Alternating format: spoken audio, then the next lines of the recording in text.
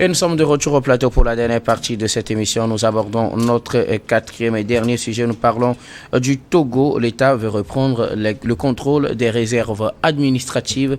Dans un communiqué conjoint et signé des ministères de l'administration territoriale, de la décentralisation et de la chefferie traditionnelle, du ministère de l'économie et des finances et du ministère de l'urbanisme, de l'habitat et de la réforme foncière. Communiqué signé en date de ce 19 novembre 2024. Ces trois ministères appellent à la vigilance des populations et aux occupants des réserves administratives, ceux qui occupent illégalement ces réserves, à les dégager. Un délai d'1 an leur est donné avec des rappels des dispositions légales pour que ces derniers n'occupent pas les domaines de l'État. L'État veut, comme je le disais, donc reprendre contrôle de ces parcelles qui sont aujourd'hui devenues la propriété de certaines personnes en toute illégalité. Dieudonné Sewonou. De toutes les façons, si c'est la propriété de l'État, il n'y a pas question de légalité ou de légalité lorsqu'un individu l'occupe. Donc, dire que ceux qui ont occupé illégalement les réserves administratives, les réserves de l'État doivent dégager, je trouve que c'est peut-être un abus. Une fois que vous l'occupez, ça veut dire que vous n'êtes pas censé occuper ces espaces-là. Vous savez, au Togo, la terre appartient aux collectivités. Pas à l'État comme ailleurs. Mais les collectivités sont, sont obligées de céder une partie à l'usage public. C'est là où sont construits les marchés, les hôpitaux, tout ce qui est d'usage public dans un milieu donné. Il faut les réserves. Et voilà pourquoi les collectivités, dans leur manière de séquencer, de morceler leur espace, leur terrain, leur parcelle, et elles laissent quand même un endroit, une zone dédiée à l'État. Et à partir de cet instant, cet espace devient la propriété de l'État et n'y va pas, n'y reste pas qui veut pour une construction durable. Malheureusement, le phénomène a pris de l'ampleur, cette négligence a pris de l'ampleur. Je parlerai d'ailleurs de la négligence auprès même de l'État en premier lieu, parce que s'il y avait une surveillance accrue et une relance accrue sur cette pratique et un rappel accru sur la pratique qui est devenue la règle aujourd'hui, je ne pense pas qu'on serait arrivé là où on en est aujourd'hui. Je vous dis que certains ont même vendu des réserves et les requérants sont sur le point même de faire d'immatriculer. Certains même ont immatriculé certaines zones réservées à l'État. Des réserves ont été immatriculées. Si vous voyez aujourd'hui dans les bases, vous comprenez que beaucoup, par négligence ou par méconnaissance, ont acheté ces espaces-là. À qui la faute? La faute, ce n'est pas aux requérants. Il y a certains qui sont plutôt ignorants de certaines réalités. Ils cherchent juste des espaces. Et l'espace est assez bien placé. Quelqu'un vient, il dit, voilà, c'est ton héritage, voilà, on m'a légué, voilà, c'est notre domaine. Alors, eux, ils achètent allègrement. Je vais vous montrer les papiers. Voilà, ils vous montrent des papiers, ils disent, voilà. Des faux papiers, ou sinon, normalement, un domaine de l'État, quelqu'un ne devait pas en avoir le papier jusqu'à aller le vendre. Non, mais écoutez, vous savez, aller dans Golfe, non, je parle plutôt d'Agoueni V2. À un moment donné, la commune a dû prendre les taureaux par les cornes pour agir beaucoup plus fortement afin de décourager ces morcellements des zones réservées à l'État. Les gens les ont occupés entièrement et dans leur entendement en toute illégalité, parce qu'ils avaient déjà même des tampons, ce qu'ils appellent 3 tampons, un tampon sur un espace qui appartient à l'État. À une réserve. Une réserve, bien sûr, qu'on leur a vendue entièrement. La commune Agoueni 2, Agoueni 3 souffre de réserve de l'État aujourd'hui. Ça, c'est un sérieux problème. Mais comment est-ce qu'on est arrivé là? Est-ce qu'il y avait une surveillance absolue au niveau de l'État pour réglementer ces nombres de choses-là, afin que les gens ne se livrent pas à ce jeu? Malheureusement, non. Les responsabilités n'avaient pas été prises à temps et aujourd'hui les dégâts sont énormes. Vous allez être surpris de voir certains qui sont des hauts placés mais qui ont aussi acquis des espaces dans ce que vous appelez des réserves de l'État. Et certaines fois, dans leur manière de chercher à dégager, à faire déguerpir ces personnes-là, on est confronté à ce qu'on appelle les trafics d'influence. Certaines fois, on fait de 2 poids, 2 mesures. On peut ramasser tout de suite un taudis Elle lui dit, c'est un domaine de l'État, vous n'avez pas le droit de rester ici. Mais à côté, il y a un bon immeuble assez bien construit. Derrière, c'est un monsieur X très puissant et donc on ne peut pas démolir cet édifice-là. Ça se passe. Maintenant, si vous prenez aujourd'hui cet arrêté, c'est un décret? Non, c'est un arrêté. C'est plutôt un communiqué. C'est un communiqué conjoint voilà. de 3 ministères. Et demandant à ce que les gens libèrent les lieux dans l'espace d'un an. Un an franc, oui. À compter de la date de signature, c'est-à-dire le 19 novembre. Moi, je pense qu'il faut encore un travail sérieux à la base. C'est vrai que les gens ont occupé illégalement ces espaces-là. Maintenant, ils l'ont fait. Certains l'ont fait dans l'ignorance absolue. Il faut quand même qu'on arrive à voir un peu avec un état humain la manière de gérer cette situation, car tout le monde en est responsable. Ah mais, pour vous, la responsabilité est partagée c'est tout quand, à fait... quand les citoyens se retrouvent dans le domaine de l'État? Je dis c'est partagé. La preuve, lorsqu'un citoyen vous sort 3 tampons de son espace qu'il a acquis dans une réserve, il ne fait pas 3 tampons. Ça relève de la qualité, la compétence de l'État. Alors à ce niveau, qui lui a délivré les 3 tampons? Alors il se rend compte qu'en réalité, c'est un domaine de l'État qu'on m'a vendu, mais il ne savait pas. Mais comment est-ce que l'État a su laisser faire tout ça là aujourd'hui et il se retrouve devant le fait accompli? C'est vrai qu'il faut commencer par quelque part. Je ne suis pas en train de fustiger ce communiqué, mais je dis tout simplement que nous soyons réalistes. Il y a eu un laisser-aller à un moment donné. Les gens ont fait n'importe quoi. Mais aujourd'hui, l'État manque d'espace pour des édifices publics. L'État manque de parcelles. Avec la décentralisation, il faut construire des édifices publics. Voilà. On est en train d'engranger tous les processus liés à la décentralisation. Il faut maintenant avoir des espaces qu'il faut pour construire ce qu'il faut pour des usages publics. Malheureusement, où est-ce qu'on va les trouver? Ce n'est pas possible. Et donc, il y a lieu quand même de taper du poing sur la table, mais taper véritablement du poing sur la table cette fois-ci, car il y a des nourritures qui vont tomber, qui ne seront pas des nourritures faciles. Il y a quand même de gros plats sur la table qui vont tomber cette fois-ci. Si vous voulez réellement que les gens respectent ce principe de déguerpissement des lieux publics, alors faites-le effectivement. Car les grands propriétaires terriens de ce pays sont des gens qui sont puissants. Ils ne sont pas tous que des gens de la 4e zone, des gens qui ont construit des taudis qu'on peut ramasser à tout moment. Mais c'est des grands édifices qu'on construit et derrière, ce n'est pas celui qui cherche à manger qui peut construire ça. Alors si vous arrivez devant de telles réalités, soyez capable de prendre des réelles mesures pour dire la loi doit agir, peu importe celui qu'on a en face de soi. Donc, c'est une réalité aujourd'hui que les gens ont occupé des espaces dédiés à l'État. Et je dis oui, l'ignorance, nul n'est censé ignorer la loi, c'est vrai. Mais aussi, l'État est garant du respect de la loi. À un moment donné, si vous tournez vos regards de l'essentiel, alors tout le monde va faire ce qu'il veut. Mais si vous revenez maintenant négocier d'une manière ou d'une autre, je ne demande pas forcément que l'État doit indemniser, mais avec un esprit humain, il y a lieu quand même. Des gens ont pris toutes leurs économies, toute leur vie, pour se construire une petite parcelle quelque part dans une zone appartenant à l'État. Un beau matin, vous allez leur dire, déguerpissez. On leur a donné 1 an. Est-ce que c'est pas assez? Non, mais écoutez, quelqu'un qui a pris 60 ans pour faire son économie et aller prendre un espace qui lui a valu peut-être 10 millions, dans 1 an, il va trouver ça où? Et il est déjà à la retraite. Il n'a même plus sa ranche pour conduire les taxis moto. Et c'est ce qu'il a fait pendant toute sa vie pour construire ce qu'il a construit. Dans 1 an, vous voulez qu'il fasse quoi? 1 an pour faire quoi? Pour aller chez son voisin ou aller chez son frère quelque part? Non. C'est rater toute une vie entière dans 1 an. C'est parce que quelque part, des gens n'ont pas joué véritablement leur rôle. Oui, il y a des individus véreux qui savaient pertinemment, je parle des collectivités, c'est des gens dangereux. Excusez-moi. Ces collectivités, si vous ne faites pas attention, c'est vrai aujourd'hui qu'il y a beaucoup d'éducation foncière qui se font, mais les gens se font toujours anarquer par ces collectivités-là. Ils vous vendent des choses, eux-mêmes ils savent que tu vas avoir de sérieux problèmes par après pour même faire les papiers. Mais ils vont vous le vendre quand même parce que vous êtes ignorants.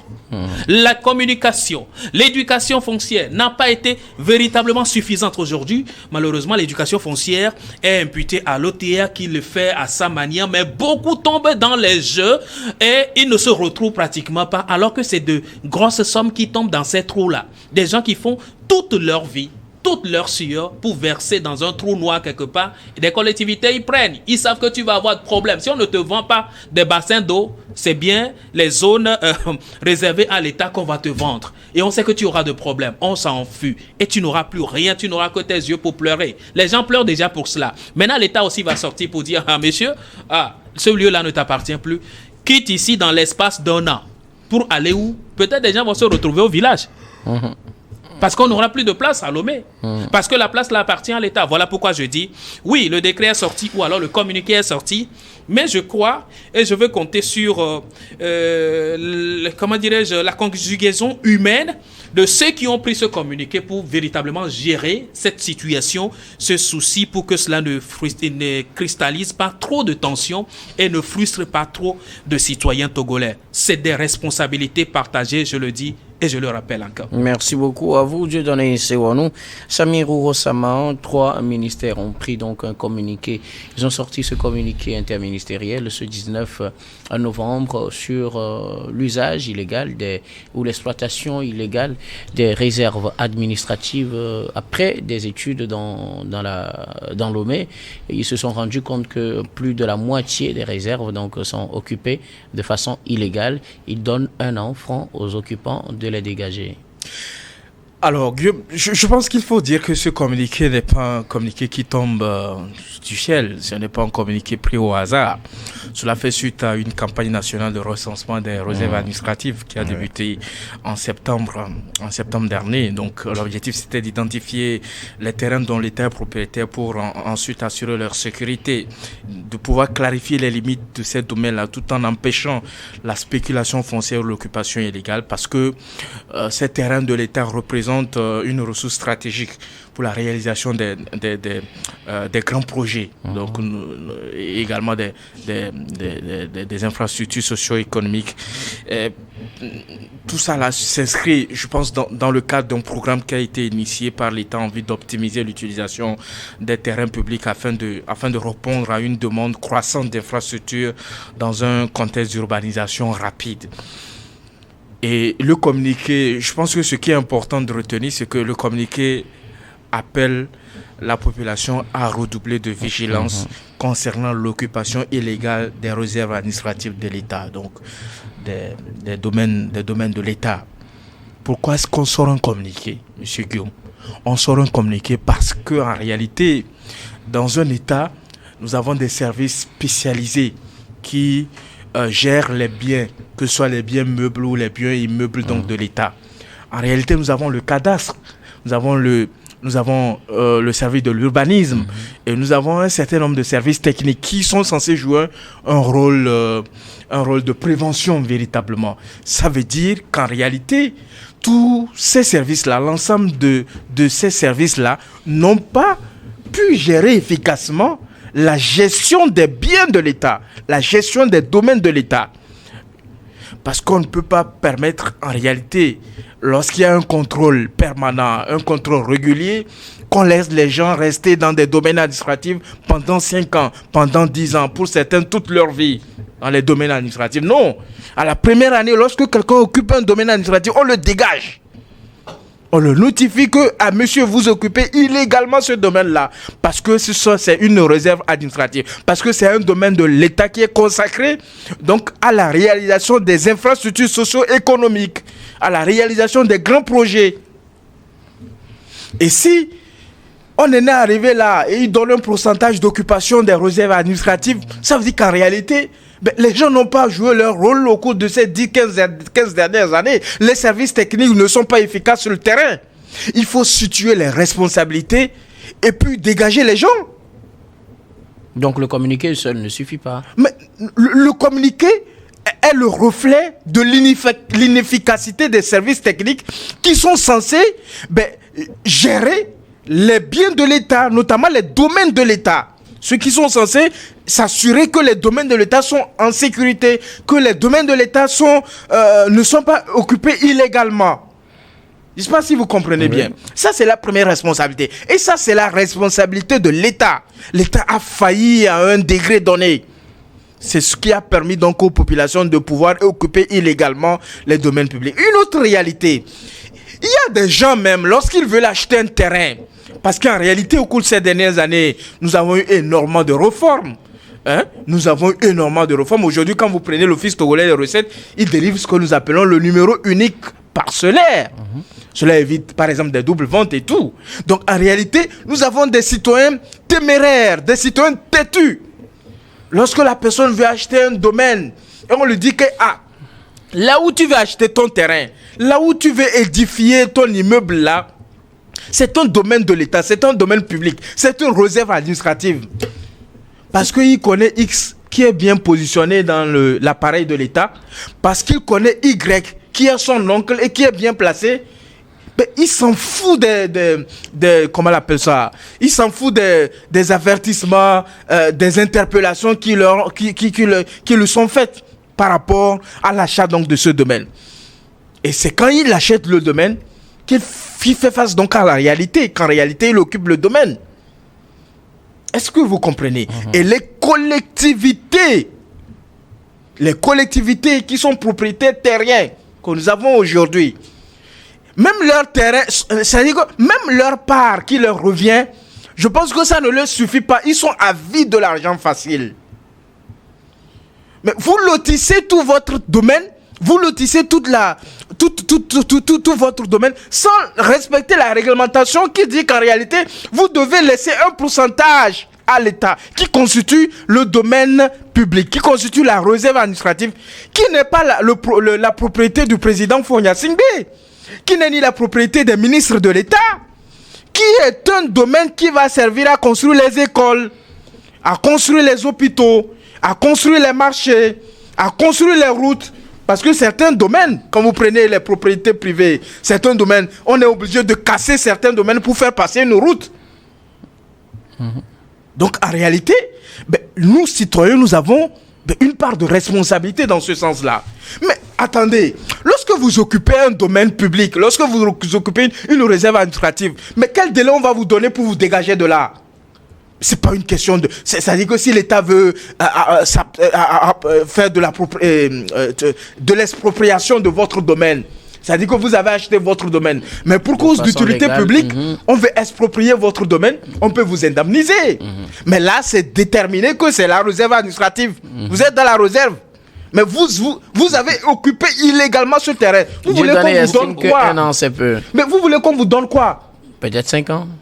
J'ai donné, c'est raisonnable. Mais pour faire quoi? Mais pendant 5 ans, vous allez faire quoi? Même un an, l'État a été clément. Le jour où on découvre que vous occupez illégalement, ou vous occupez anarchiquement un domaine public, mais l'instant T qui suit en même temps, on doit vous dégager de là. Sauf que Dieu bon, non, mais écoutez, c'est peut-être... Attendez que je finisse.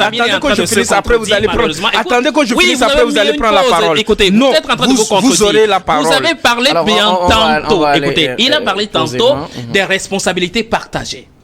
Et au même moment, il parle d'un dégagement immédiat.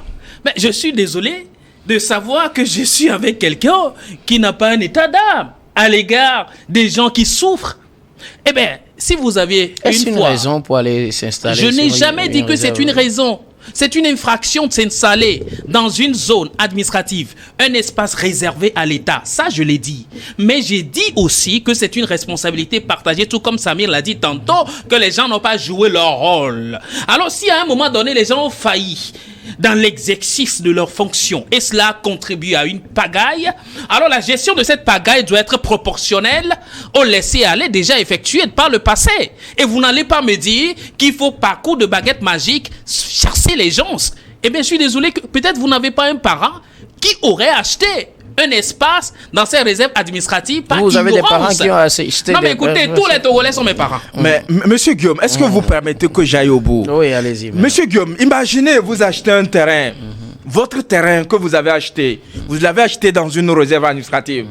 Or que l'État a identifié cette réserve-là comme une réserve administrative depuis 1960. Vous l'avez acheté en 1980. Qui est fautif? C'est vous. Mais c'est vous qui êtes fautif. Donc en réalité, si l'État dit... Non, attendez. Permettez, Dieudonné avait dit qu'il se fait que les gens qui sont installés dans des réserves administratives se retrouvent avec des 3 tampons, comme on en avait avant qu'on ait des tampons OTR aujourd'hui, que les gens se retrouvent avec 3 tampons. Comment cela s'explique-t-il? Oui. Monsieur Guillaume, que monsieur Sewonou expose à la place publique et qu'il rencontre les autorités publiques de notre pays et qu'il présente ces 3 tampons qui ont été délivrés à des gens qui occupent les domaines de l'État. Qu'il nous les montre. Vous pensez que ce n'est pas possible? Ça n'existe pas. Okay. Mais attendez, faites une distinction entre l'expropriation d'un domaine privé et l'occupation anarchique d'un domaine public. Ça n'existe pas. C'est quel service qui va vous délivrer des papiers sur un terrain qui a été défini depuis des années, avant que même vous ne vous procurez ce domaine-là, depuis des années que c'est une réserve administrative? Non. C'est-à-dire qu'à un moment donné, puisque dans d'autres pays, c'est l'État qui vend les terrains, oui. Heureusement ici, on laisse cela aux collectivités, ils vendent, ils en profitent, ils en jouissent véritablement. Et vous pensez que les domaines publics, c'est comment l'appelle-t-on? C'est un jouet de Noël? Ce sont des domaines inaliénables, imprescriptibles. Et à tout moment, l'État peut vous saisir le bien là. Parce que c'est une réserve qui sert à l'intérêt général. Il faut que les gens comprennent ça. Quand l'État retire ces terrains-là, ce n'est pas pour le bon plaisir donc du chef de l'État, ni pour Madame le Premier ministre, ni pour les autorités donc de ce pays. C'est pour le bien commun. Donc en réalité, tout ce que moi je peux dire, en réalité, c'est-à-dire que la forme juridique du document qui a été produit par les ministres, notamment le communiqué interministériel, je pense qu'on peut faire mieux. On peut aller à un acte réglementaire beaucoup plus contraignant en donnant les éléments de détail sur quelle période véritablement. C'est vrai qu'ils ont sorti ça en 19. Quand ils disent 1 an, ça commence par le 19. Non, il faut déterminer les mesures, les dispositions précises pour organiser cette période-là, pour que demain, quand on va se rendre chez quelqu'un pour raser sa maison parce qu'il occupe un domaine public, mais que la personne ne dise pas que l'État est en train de le tricher. En réalité, c'est lui qui s'est mis dans de telles situations. Et chaque jour, vous donnez des conseils. Vous les médias, vous donnez des conseils aux populations de faire attention lorsqu'ils veulent acheter un terrain. Parce que pour un Togolais, acheter un terrain, c'est un sacrifice de plusieurs années. Donc quand vous voulez acheter un terrain, vous devez vous approcher des services compétents donc de l'État. Nous avons le cadastre pour essayer de vérifier si votre terrain n'est pas dans le domaine, le terrain que vous vous apprêtez à acquérir n'est pas dans le domaine de l'État, véritablement. Pour éviter que vous tombiez dans ce piège-là et après accuser l'État et dire qu'en réalité l'État est en train de faire la force et tout et que vous réclamiez je ne sais quoi 10 ans, 5 ans pour dégager donc du domaine. Je pense que chacun doit prendre ses responsabilités en commençant par l'État, mais les citoyens doivent redoubler de vigilance comme les autorités l'ont dit véritablement pour que les domaines de l'État puissent servir donc à l'intérêt général. Merci beaucoup à vous tous pour vos contributions. Nous arrivons pratiquement à la fin de ce numéro de Regard Croisé. Je sais que Dieudonné voulait réagir, mais vous pourrez prendre la parole et profiter, faire vos mots de fin.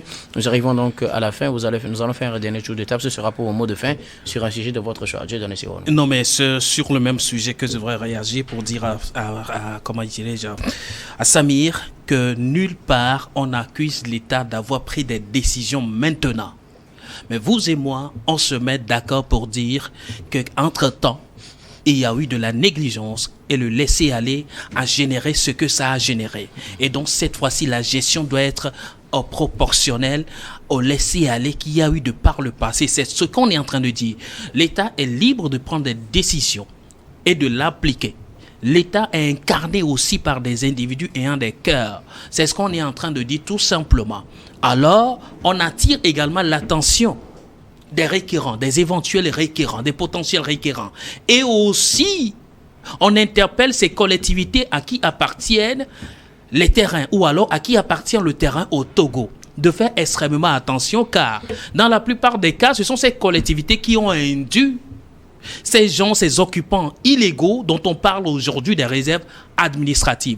Donc il n'est pas question aujourd'hui de venir avec une ardeur et dire à tout prix il faut les dégager. Oui, l'État sait comment il va les dégager.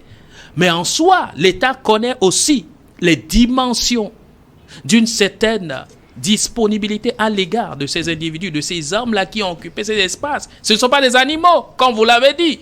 Non, mais toutes vos énergies que vous déployez aussi sur leur renvoi, leur déguerpissement, l'État a cette dimension, l'État aussi a sa manière de faire les choses. N'allons pas dans les va-vite pour ne pas situer les responsabilités. Quand vous parlez de responsabilité à situer, vous annulez toutes les énergies que vous déployez sur le déguerpissement de ces gens-là. Alors merci, Monsieur Guillaume, pour cette invitation. Merci à tous les téléspectateurs, téléspectatrices, les internautes qui reviennent chaque fois sur nos émissions, qui les écoutent, qui les réécoutent, qui les réévaluent. Rapidement. Merci beaucoup à vous, Dieudonné Sionou, d'avoir répondu à notre invitation. Je rappelle que Dieudonné Sionou, vous êtes journaliste et directeur général d'Elios Service. Merci d'être passé sur ce plateau. C'est moi qui vous remercie. Samirou Osama, vos mots de fin. Écoutez, Guillaume, je voudrais saisir cette opportunité pour saluer et célébrer l'initiative pour les jeunes leaders africains, le YALI, qui est une initiative des États-Unis d'Amérique, qui est créée en 2010 par le président Barack Obama. Donc, il s'agit d'une initiative emblématique du gouvernement américain visant donc à investir dans la prochaine génération des leaders africains. Le programme YALI illustre donc l'engagement du gouvernement américain à renforcer les liens entre les peuples des États-Unis d'Amérique et de l'Afrique, grâce par exemple à la Mandela Washington Fellowship, au Regional Leadership Center, aux centres régionaux de leadership et au YALI Network, le réseau YALI. YALI promeut donc une administration publique efficace, encourage l'esprit d'entreprise, les opportunités commerciales et cultive l'engagement citoyen. Je pense que au plan national et au plan africain, je pense que nous pouvons imaginer un instrument comme ça dédié à la jeunesse dans les domaines de l'engagement citoyen, dans le domaine de management public et également dans le domaine du business, pour permettre donc à cette jeunesse qui entreprend un certain nombre d'initiatives de renforcer leur leadership. Il ne faut pas toujours attendre que ce genre d'initiative vienne de l'étranger, comme cette initiative qui est prise par les États-Unis d'Amérique, parce que c'est à nous de former notre jeunesse, c'est à nous de permettre à ce que cette jeunesse-là puisse s'épanouir véritablement, et cela contribue au développement de nos différents pays et de l'Afrique tout entière. Merci beaucoup à vous, Samir Osama. Vous êtes juriste et président de l'ICJVE, l'initiative citoyenne des jeunes, la voix des enfants. Merci d'être passé sur ce plateau. C'est toujours un plaisir pour moi d'être sur votre plateau. Et nous disons merci à toutes les équipes techniques et rédactionnelles qui nous ont aidés à préparer et à présenter cette édition. Nous disons merci à Yves Kofi Maounion, à Joe à la réalisation, à Gaston Afanou, Kofi Prudence Makoui à la diffusion, à Fofo Golo et Rebecca Vesso à la caméra. Surtout, merci à vous, très chers téléspectateurs, de nous avoir suivis. C'est la fin du programme du soir de ce jour. Je vous retrouve demain avec le même plaisir pour un autre numéro.